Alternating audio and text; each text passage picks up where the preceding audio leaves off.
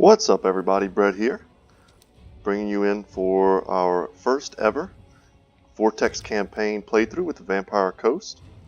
I'm super excited to have you guys here today with me. I have been watching all of the coverage just like most of you I'm sure have been. All the major YouTubers and streamers, I've been watching their playthrough. Now they haven't been able to show one thing, the intro. So I'm going to be doing that in just a moment. And I'm super excited. I haven't watched it yet. I haven't spoiled it for myself. So we're going to experience that together. But before we jump into that, I want to say that I will be playing as Luthor Harkon, as you've probably already guessed by the thumbnail. There are some other good options. I shall submerge Ulthuan. And I'm pretty interested in all of them. They all start, honestly, with better units than Luthor. I mean, here we have Silostra Direfin. She gets Morgul, Sirens, and a Carronade. That's very thematic for her lore. Aranessa Salt Spike. She gets her Sartosa Free Company, which is pretty cool, as well as the Deck Gunners. And Rotting Prometheans, very thematic once again.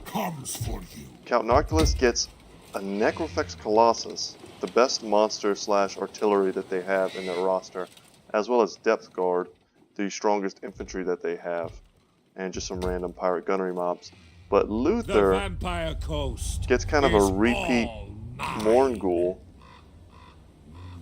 You know, not too exciting. The deck droppers, kind of the weaker variant, the pistol version, and then a bloated corpse.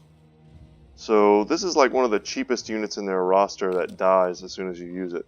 So nowhere near the same, starting unit strength as the other lineup. So that's a bit unfortunate. But what I'm most interested in is this Lord effect here. Luthor Harkon's mind is fractured. Any one of his myriad different personalities may seize control. I kind of kept myself from watching too much about that because I wanted to kind of experience his quests and that aspect of his campaign for myself. So if we see here, he has +8 leadership when fighting against Lizardmen. Pretty thematic. His whole lore kind of revolves around his conflict with the Lizardmen and his shattering of his mind and losing his connection to the Winds of Magic when he went to steal some Lizardmen Old One trinkets. Kind of along the same vein here, -60 diplomatic relations with Lizardmen. So we'll be fighting them, no doubt, throughout the entire campaign. And +6 melee defense for Lords and Heroes, all armies. That's a nice bonus. His entire army, just his actual army, not all armies, 25% magic resistance, which is huge. And +3 vampiric corruption wherever he goes. We're going to be doing this difficulty on hard and hard. I can quite easily, comfortably do it on very hard. Especially the battles. I don't mind cranking the battles up to very hard. But in the campaigns, you can kind of get bogged down if you're trying to do, a reasonably length campaign. If you set it to something like very hard or legendary, the AI on even one settlement, they'll be able to spam out just tons of stacks, and it's not really that fun. It doesn't really increase the difficulty so much as it increases kind of the spammability of the AI. It just gives them hacks basically, and it's not fun, especially when the auto resolve is never in your favor. So you have to manually fight, even the easiest of battles into the late game, and nobody wants to watch that. So our main race attributes here are infamy and loyalty. So we're going to try and keep our different lords loyal while committing acts to give us infamy as a bit of a secondary resource. And we're going to establish pirate coves to try and get cash money from all the different races. And extra powder. All of our firepower units, our black powder units, when they're above a certain threshold in ammunition, they do deal extra damage and explosive damage. So without any further ado, guys, I'm super excited. I hope you are too. We're going to jump in and watch the cutscene. So let's check it out.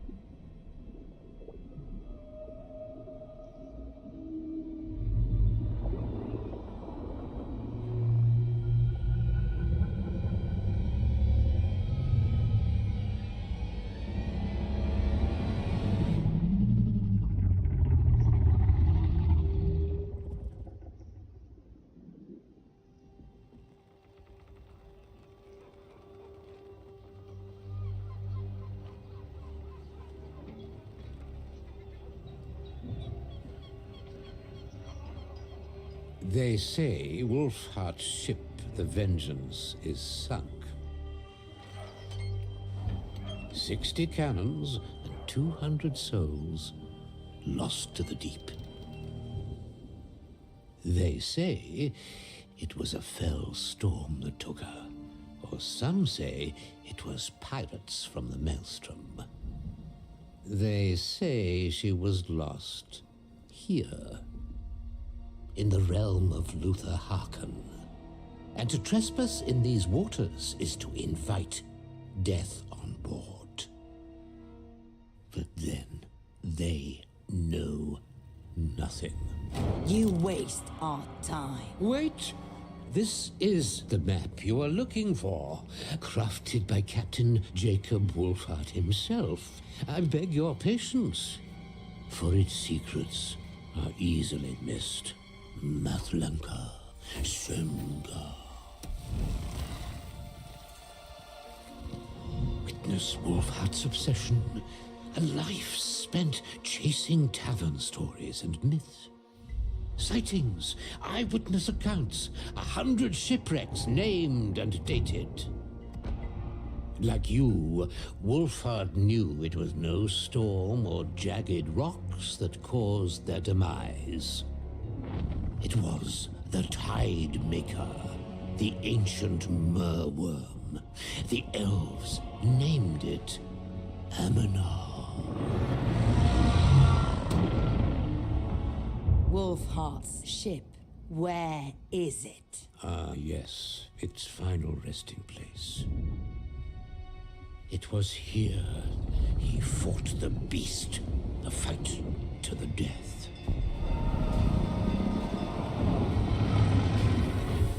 All but one of his crew were lost.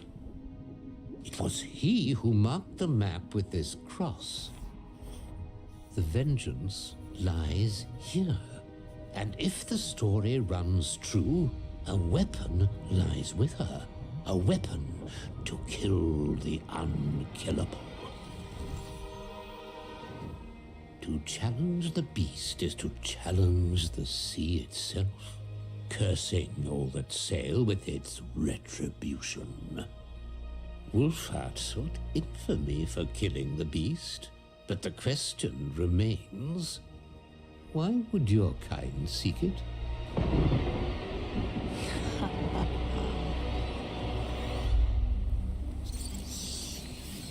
Why all these stalls? We go hunt. Yes, hunt beasts. Us, no matter.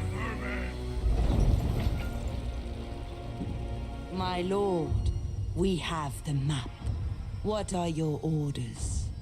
Kill the beast. Resurrect the beast. Rule the waves.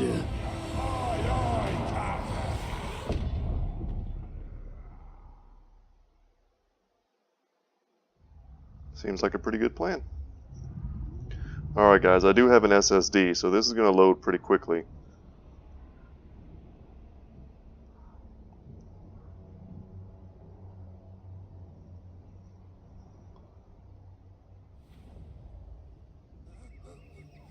I was wondering about the name Wolfheart. Apparently they're brothers. Awesome. And blown to these humid shores. I thirst for control of my mind as it struggles and bickers with my desires. And now, the wretched mutineers to the north think my affliction holds us back. But we shall show them who truly rules the Vampire Coast. Out in the great ocean, the Maelstrom rages at the center of the galleon's graveyard. A great source of power, controlled by the formidable conjurer known as Count Noctilus. Yes, we must keep our eyes on him and his mysterious, ethereal stronghold. Across the straits are the desert lands of the Lich King. He has always been an ally to vampires. But his fate depends on whether he wants to make an enemy of me. There is only room for one king in these parts. The sea offers wealth and power. But Lustria is home to the abandoned cities of the lizard men and their many mysterious treasures. Using their artifacts, we will surely be able to uncover some way to repair my damaged psyche. We must! The scheming lizard men of Chanwapek have been trespassing. If not for the promise of the magical relics, we would have wiped them out already. For now, we watch them. The Vampire Coast is, and always will be, ours. For we are the terror of the seas. We are the Pirate King. Awesome voice acting there. I didn't want to interrupt any of that. I don't know about you guys, but I like to experience the game kind of the way it's meant to be experienced. I don't like skipping through voice lines. I like to hear everything, see everything. And this game still gives me goosebumps after all this time, so I am super stoked. And I love the way his voice changed, kind of as if it were different personalities of his that were giving that speech all at the same time. So I thought that was pretty cool. So how they play?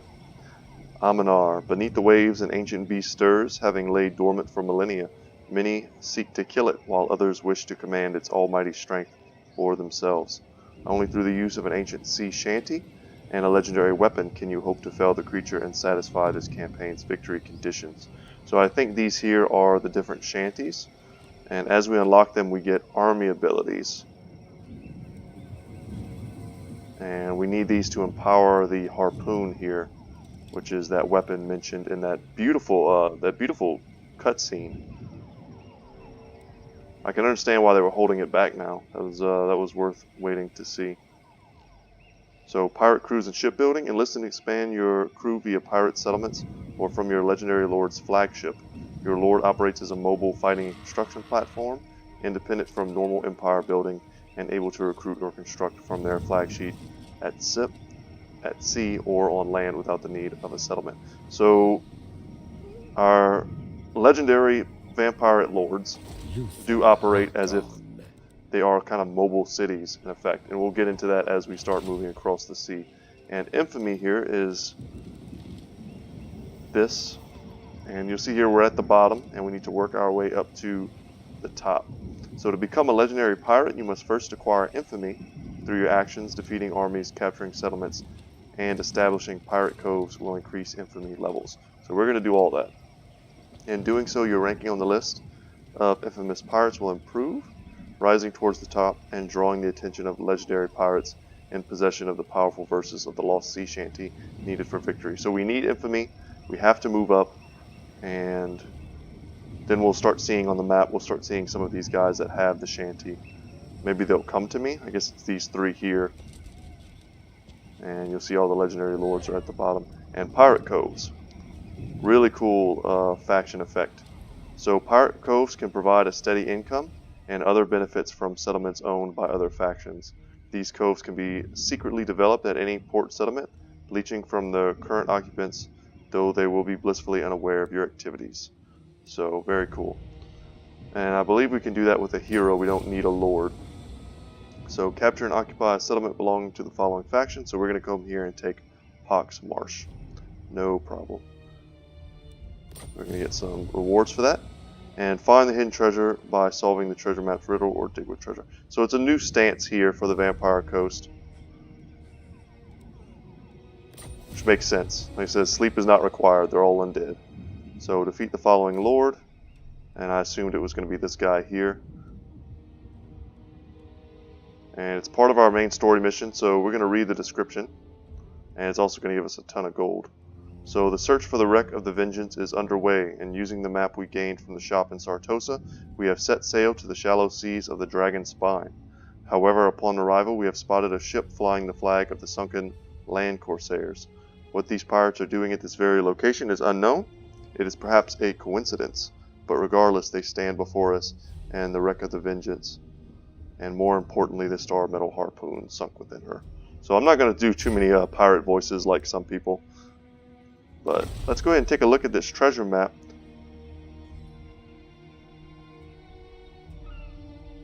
Okay, so I think it's fairly safe to say that there's going to be a treasure up here.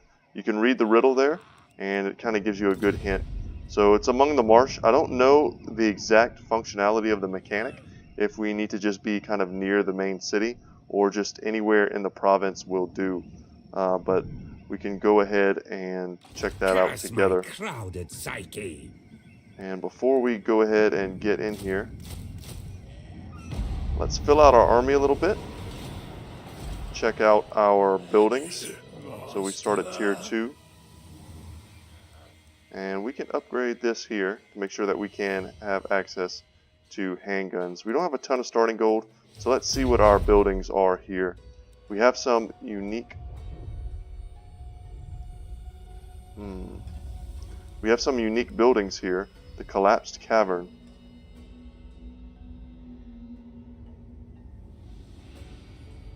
Wow, okay. So that's new. We want to make sure we get a growth building early on. And that is the tree and noose. So plus 20 growth. And just a few other nice little buffs here. Those aren't going to be too relevant as of yet. Public order shouldn't be a problem. And we are going to... It'd be nice to have one of these income generating things, but we also want to make sure... See, and this gives us scurvy dogs and pole arms. Or we can go for bloated corpses and animated hulks. Now I want to stay kind of thematic. Luthor Harkon has a definite gunpowder theme with his army.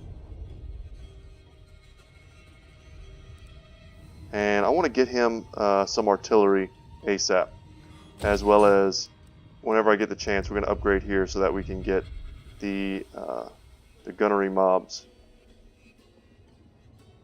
Yeah, we want to get up to the hand cannons eventually, but I think that's going to be a fine start for us.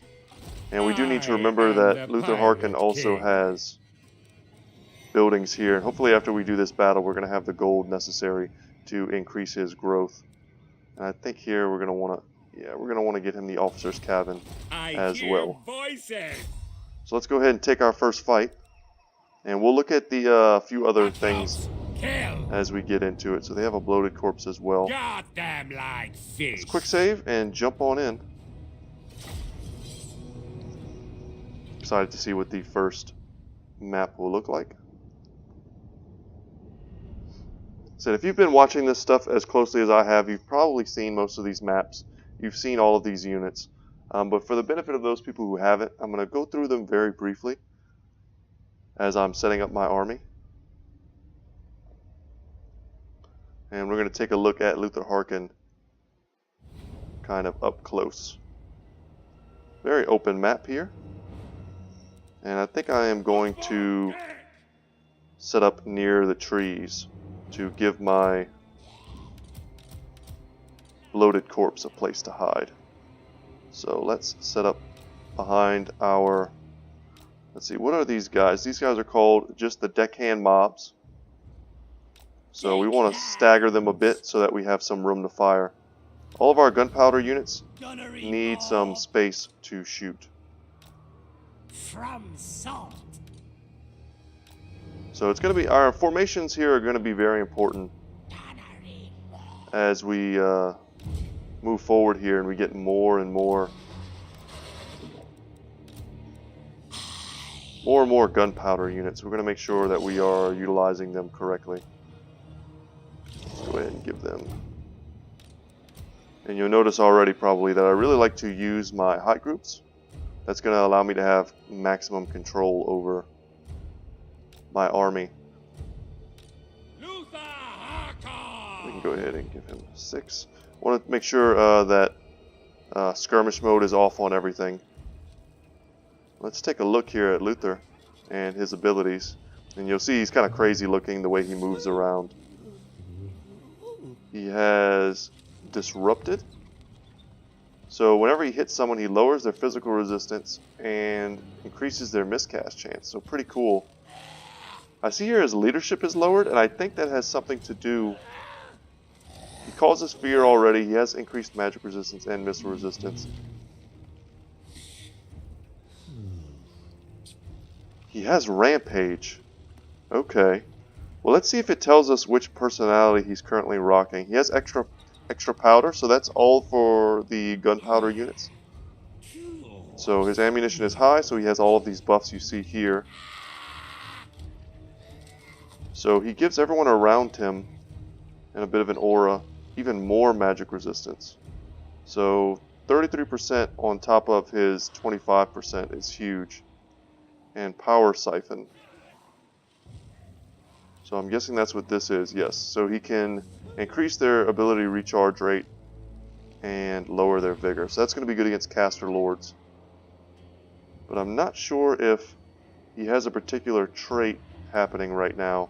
I feel like his lower leadership is because he's... Oh no, it's just from a difficulty modifier. Okay, my bad. So I don't know if they're getting into that yet. And the Bloated Corpse, let's take a look at this guy. For those of you who haven't seen him yet.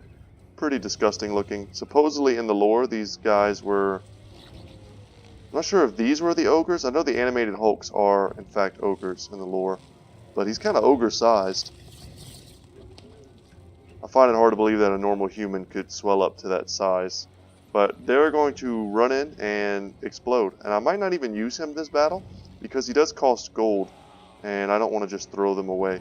So let's take a good look at the deckhand mobs. Shambling crew here. Just our base chaff units.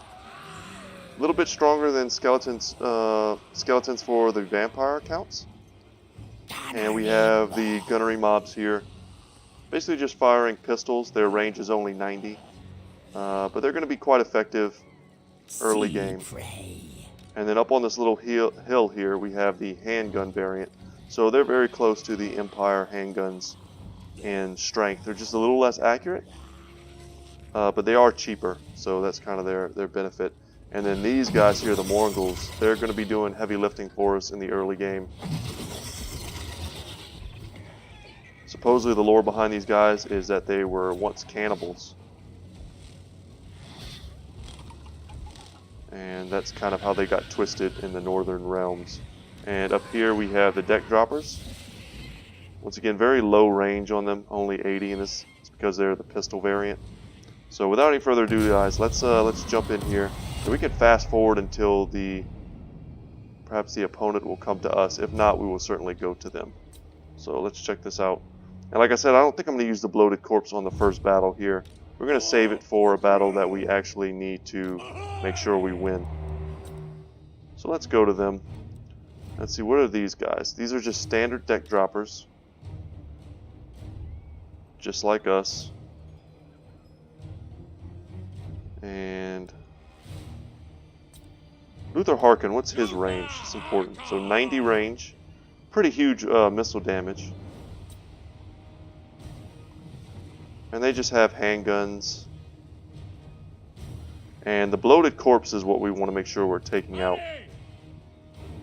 Harkon agrees.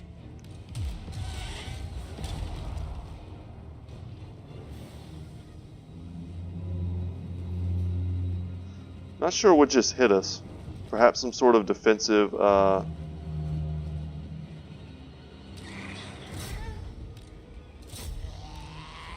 Okay, let's go and crush their deck droppers. There we go. We want to get our handguns into this fight. Make sure they're running. We're so slow. It's something we're going to have to get used to. I'll tell them. But yeah, they look like some sort of like cannonball that shot us. And I think that's whenever you attack a settlement owned by the Vampire Coast, you're going to have to deal with that. Surprised he's not like chunking models every time he shoots.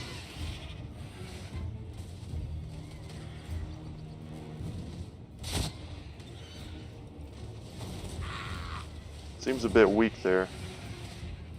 But with all the extra gunpowder coming off from our handgunners, we should have the advantage. So the reason I want to take these guys out is because I want to have air supremacy so that we don't have to worry about dealing with the bloated corpse. So we can move our army forward even more. And we're going to get... Took a lot of damage there from their gunnery mobs. And we can get our Mongols up and around here. Yeah, we just need to run.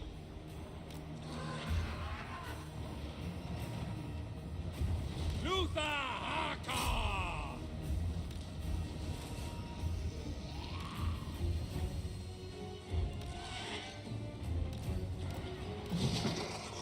Alright, let's take a bit of a shorter route. Yeah, I didn't feel like Luthor Harkon's range attack was doing all that much damage. On my word! See if we can pull back here. Let's get into both of these units at once. If we're careful, I think we can do that. See if the bloated corpse will come here and attack us.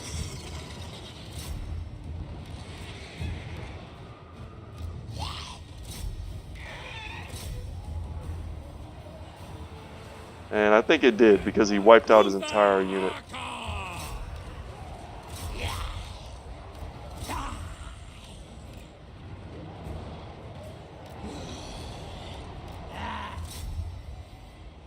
And there we go. Got a nice little kill box here on both of these guys.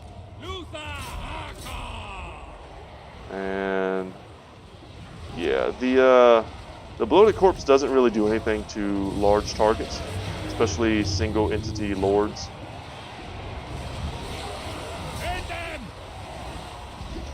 And we were able to get the Mongols into both of these groups, which is a lot more efficient. Going to shut down all of their ranged fire. So they should be just breaking here. We can shift click, something like that.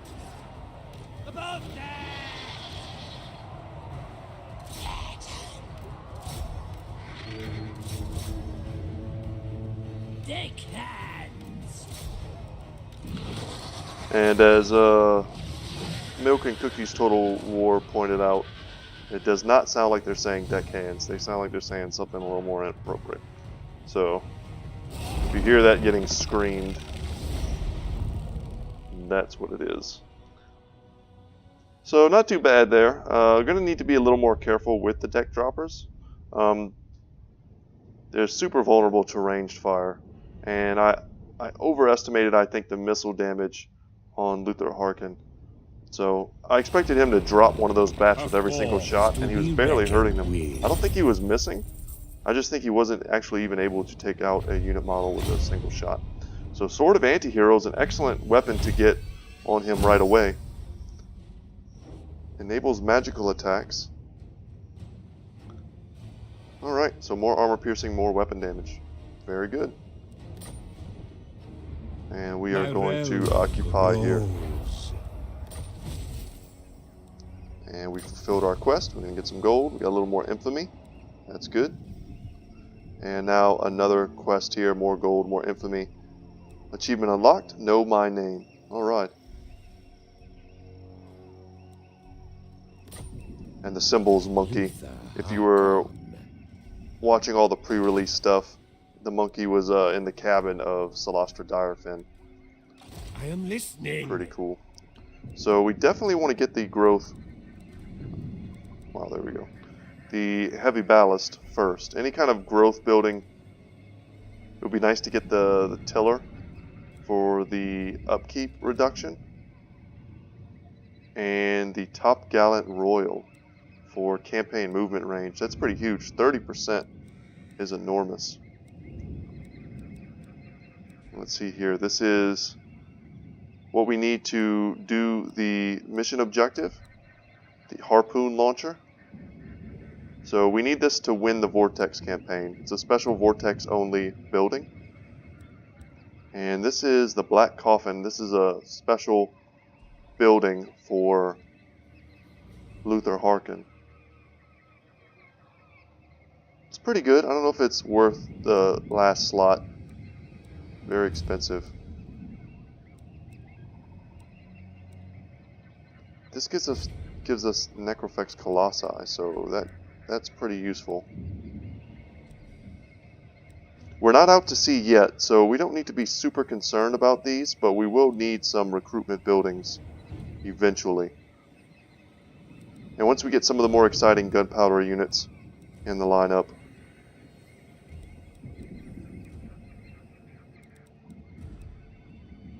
we are gonna be happy to get the different gunpowder buffs. Units like the Gunnery White, which can reload ammunition. So once we get something like Queen Bess, which I'm sure everyone's excited to see, it'll be great to be able to reload her and give her extra. See, actually at the moment, this is stronger. I'm looking at it, this gives pirate growth as well, +4. Whereas, man, I keep unclicking that. This also gives +4. So I think we just need to get the decrease to the upkeep, and we'll be good there. And let's see what kind of units it gave us in the Pox Marsh, or what kind of buildings rather. So we have another port, even more income. That's nice. I am the Pirate King. And here let's take a look at our research. So this is a special tree here that allows us to spend our infamy to recruit unique admirals that also have horde-like capabilities with their own special ships, just like Luthor. Having immunity to the storm and reef attrition is solid, and we'll probably look to get that at some point. And there's a lot of very strong techs in here, but like most people, we're going to go with growth as early as possible. So let's get the increased leadership for our low tier zombies, and there's also public order buffs in here as well as income from ports. So we're gonna look to raise the mass as soon as possible, and then from there it's kind of like we're just gonna go how we feel. And there are also, see, there are rights here, none of which are unlocked, so we're going to go into these with more detail as we unlock these rights. But the main one I think everyone is excited for is Queen Bess, the penultimate artillery in the game, and I'm super excited to use it. And there are also able to put them in here based on their level and loyalty, and we'll get some huge faction-wide bonuses. These are probably the most powerful offices in the game compared to, let's say, the Empire or the Wood Elves. Some of these bonuses are just ridiculous. Minus 15% recruitment cost, faction-wide. You know, income plus 10% faction-wide. Campaign movement range plus 5% faction-wide. So these are huge buffs as we start to fill up. Madness is not weakness. So our Regiments of Renown. We're going to need to take out Pirates on the Sea to unlock Pieces of 8 that we can then use to unlock these units and get them. So one of the units I know was very bugged was the, let's see if we can find it. It's the Regiment of Renown for the, here we go, the Gallows Giant. It's basically a flame-throwing Necrofex Colossus, and it was super bugged before launch in the pre-release. But if you look here, it has 5,500 missile damage. Applies the burnt debuff. That's huge. Yeah, I can't wait to experiment with that once it's fixed. But let's see here for our recruitment. All we can get are the gunnery mobs. And I don't think we'll need too big of an army just yet. We don't want to cut into our upkeep. So let's go into Luthor Harkon's skill tree. So right now he is the Mad. So that's where that rampage came from. That was correct. But his melee attack and weapon strength are greatly increased. So that's quite a nice trade-off. You can read this here. Paranoia, although a sign of madness, doesn't mean they aren't all out to get you, and you shouldn't kill them first. Sweet. So he also has Captain Drekla as a follower. So +4 melee defense for zombie pirate deckhands mob and zombie pirate gunnery mob units. So if you combine that with his, let's see,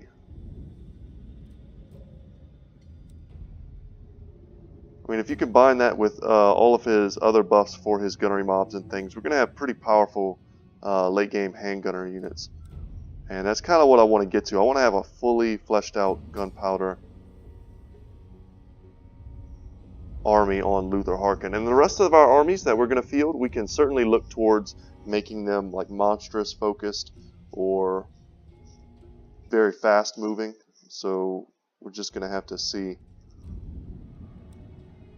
what we end up wanting to go with. So I've seen, you know, kind of YouTubers basically going over these with their early access, but nothing too in-depth. I didn't want to spoil it for myself. Like everyone else though, you pretty much always go Route Marcher first. You want that increased campaign movement range, and it's going to stack nicely with all the other campaign movement range buffs we're going to hope to get. And the seas are huge, so we're going to want to traverse them as quickly as possible. And I know some people were also using mods that gave them multiple skill points. I like having to choose a bit between, you know, my builds. While sometimes it can be fun to have a super overpowered lord, most of the time you are able to get one really fully fleshed out build going with just the 30 skill points that you do have access to. So we're going to want to get the hunger as soon as we can, because we do want that replenishment, that regen on Luthor. This is available to us at level 12, so we don't have to worry about this yet, but giving him Frenzy will be excellent. More magic resistance, even more leadership for his low tier guys, making them really powerful tar pits. This will give him explosive ammunition, and plus 8% missile damage. So that might be where I was kind of confusing where his missile damage would come from. Once he gets hand cannon, that should really pick that up. And minus 10% upkeep, that's huge. So you might have seen the Deathstreak Terrorgeist mount that he has access to at some point at rank 20. So a pretty powerful mount for him. And that'll make this terror-causing attribute redundant.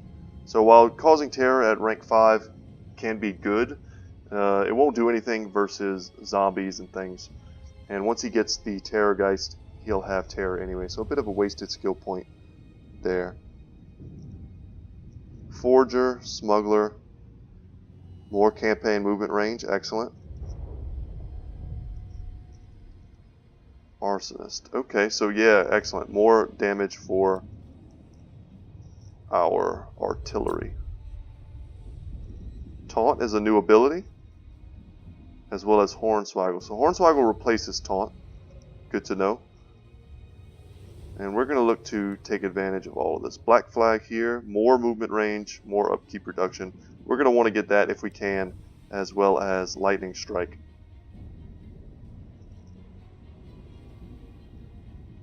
Wow, and Combing and Preservatives. So we're going to get as much upkeep reduction, as much movement, campaign movement range as possible.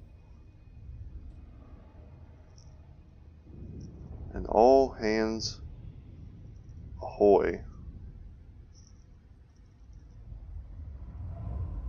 Sweet, so we'll get into most of this once the time comes. But for right now, we'll be happy with our campaign movement range.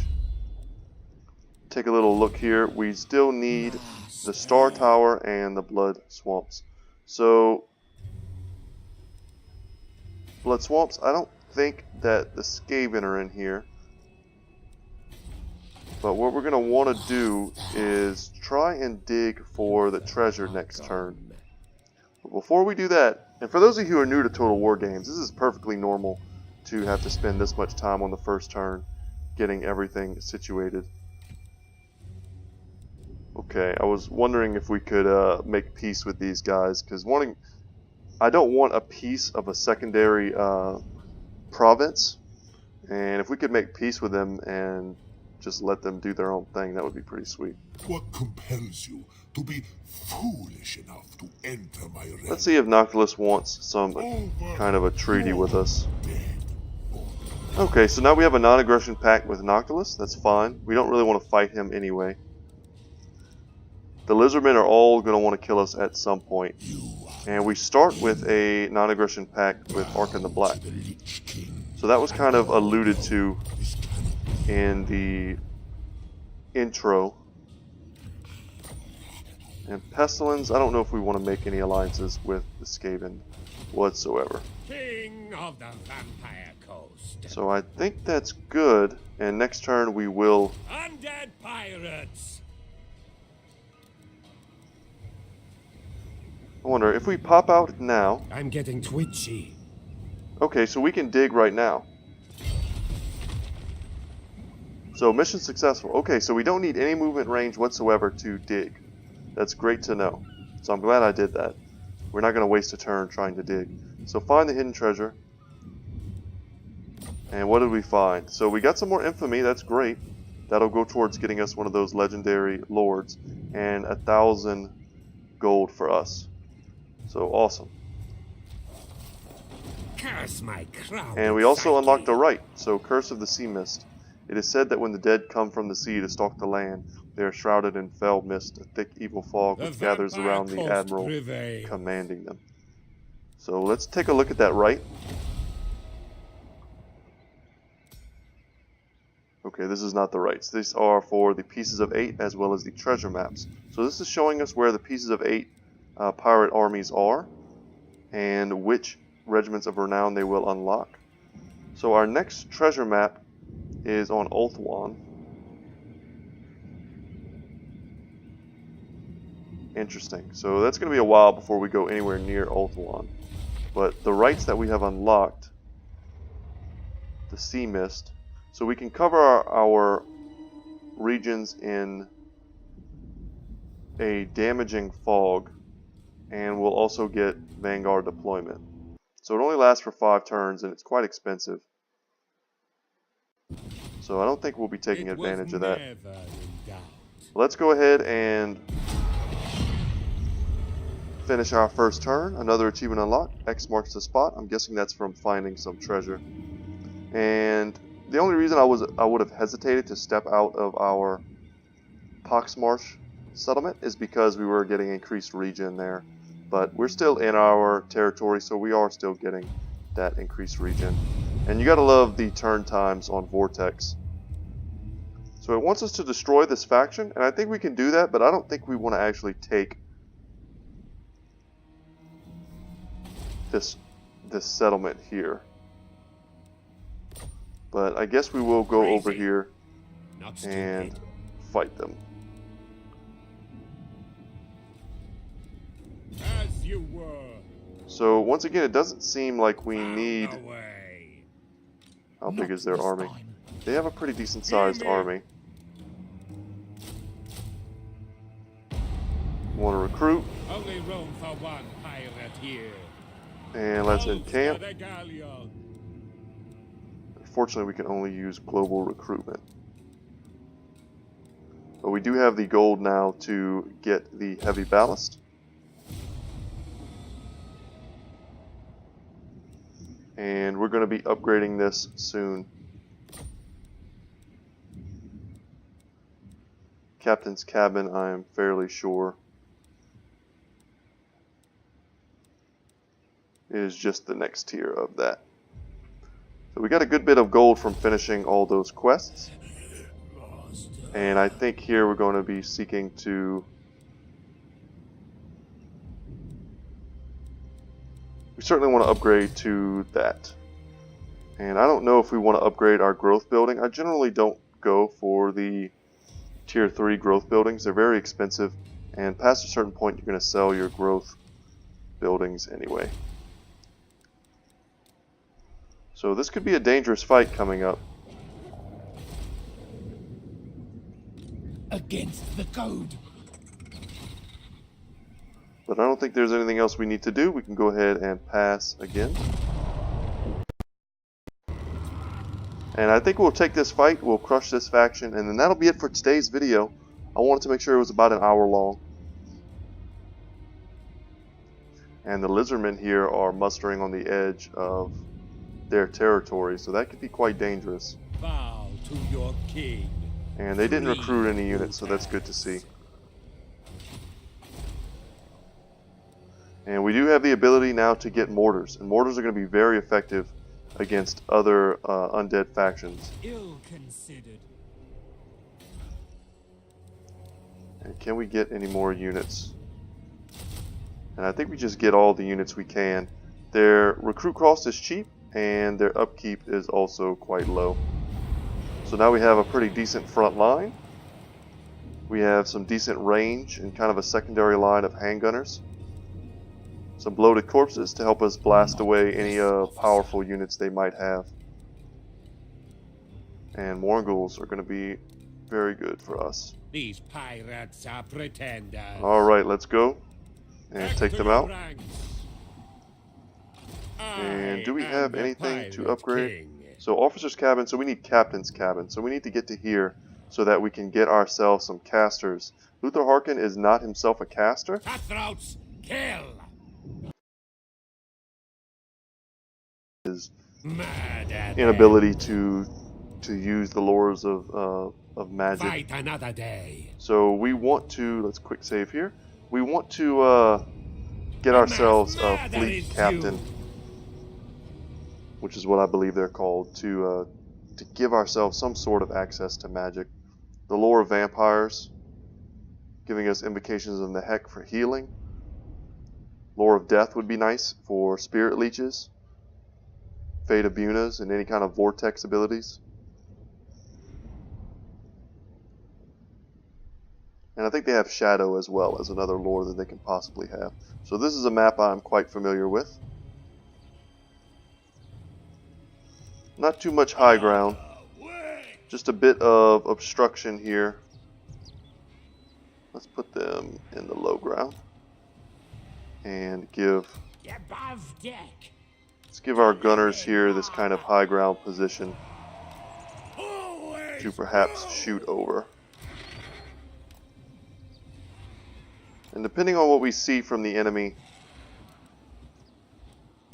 we'll know how we want to make use of our deck droppers.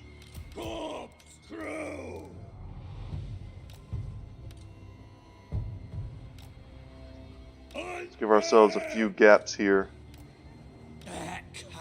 in the front line. Okay. And for the bloated corpses, we're once again going to hide them in the forest. And the Morghuls do have Vanguard deployment, so that is worth remembering. We could even stick them in the trees here. Okay. Let's hope that's a good idea, because if they're deployed near there and they spot them instantly, they could just turn and kill them. And that will force us to have to rush in and try and save those guys. Alright, I think we're good. Let's go ahead and give him a hot group there, and we're good to go.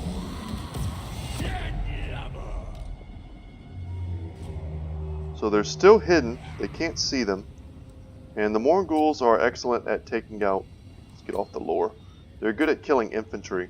I'm not sure how good they'll be at killing a fleet admiral, but that's something we can certainly test together. From souls, bloodshed. Luthor Harkon. Yeah. We're just going to move our guys forward just a bit here. And there we go, we're getting some good fire. So it is. She must have been hidden from sight for a second there because our guys lost line of sight. Always true. Getting some good fire from up on this hill. Let's send forward one of our bloated corpses. And we can use one of our guys to, one of our gunneries, our deckhand mobs, to pin them in place. And we want to get into their ranged units if possible.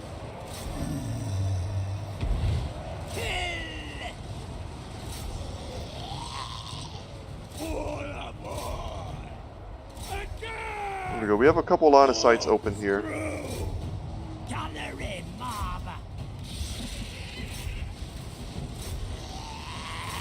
There we go. We got one of our bloated corpses on these gunnery boys. Let's just keep on charging through. Pop the Sword of Anti-Heroes, and let's use for the first time Power Siphon on this Admiral there.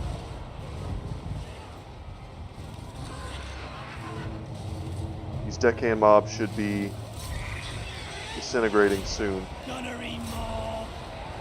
And that'll free us up to continue helping Luthor in the front lines. Let's focus on these bombers here. I think they're going to do a lot of damage to us. There we go. The Morghuls are getting in the background, in the back of these guys here. And this is a lot of units. They're kind of going to spread out. No doubt they're going to break their leadership and start forcing some crumbling.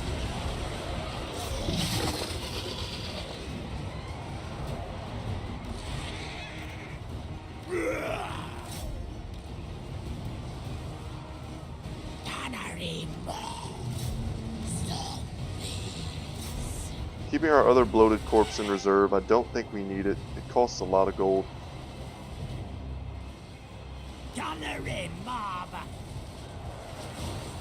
Our gunnery mobs are doing very well. Let's pull these guys back and shoot these in the back. And because our guys are all on guard mode, they're trying to fire even while they're... Oh, there we go. They're shooting while moving. I like that. Let's free up these handgun units. Their names are also similar. It kind of is a bit confusing. So Luthor Harkon is rampaging, which is not good. Sea prey. Sea prey. Let's get our units up and around here. There we go. And we finally have some of our units free. And these guys can fire while moving, so as you saw there, as they kind of scoot forward, they do shoot.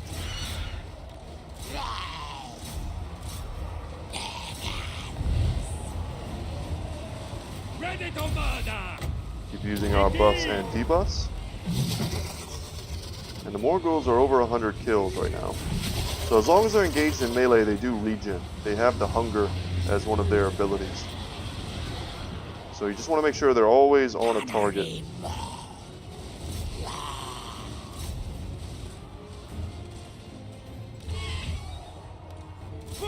And we just need to take out the Lord. We just need to give him sufficient pressure to crumble. Him or her. I think it's a...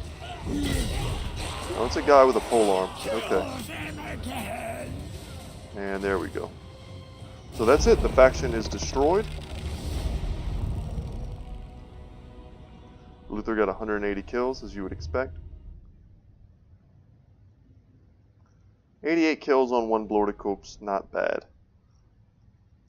They're going to be more cost effective in the later stages of the game when they can get into up and around some huge blobs, or when we need someone to bust down a gate. I'd like to have at least one in my army for most of the early to mid game. I think that'll be solid. So alright, rank 3. And it looks like we might have some lizardmen company. So we can get 100 infamy and some gold. All their valuables are mine. Let's sack. There is no stopping And they me. should be able to regenerate some of their garrison before the next turn, Harkon. which will allow us to attack them again, probably get another level on Luthor, and then we'll raise it and get some infamy for ourselves. Let's go into the skill tree here, and let's get the hunger. We could have really used some regen in that battle, so let's get that on him. I think that's going to be necessary to his survival. And while we're not at war with the Lizardmen yet, that's probably something that's on the horizon for us, and we will have the ability to upgrade Poxmarsh next turn. Can't do anything yet here. We're going to have 1 horde growth in surplus next turn, but to upgrade to the captain's cabin we do need 2. So that's going to be a couple turns before we can get up there. And we did kill quite a few units. I'm not sure if they changed the raise dead mechanic. It used to be kind of a little hard to predict in the first game. But I think we need to defeat much larger armies before we're able to take full advantage of this. Getting the high tier units after defeating large armies. Okay, let's do one quick check of our diplomacy. See if maybe perhaps Noctilus wants trade with us. No, okay. Or perhaps the followers of Nagash will give us military access. Having an ally on that coast could be nice. That way, if we ever want to land there at some point, we'll have kind of a base of operations already set up whenever we go to start taking on the Tomb Kings. So, alright guys, that's going to be it for me today. We're running pretty close to an hour. I think the next episode will be about an hour as well. So hopefully you enjoyed this and you're looking forward to seeing this tomorrow. I'll be uploading it daily for quite some time. I'm excited. I also want to do a Mortal Empires campaign. I'm looking at the vampire counts, perhaps. I'm not sure yet. I do want to do some kind of showcase on their new mechanics. And I know everyone else has kind of already done that, but I like to experience these things for myself as well. So hopefully you enjoy seeing those kind of videos on my channel. But without any further ado, guys, once again, my name is Brett. My channel is Good Talk Gaming. I want to thank you for watching, and I hope you stay tuned for the upcoming episodes. So alright guys, the Vampire Coast prevails. You heard it here first, and I will see you guys in the next one. Take care.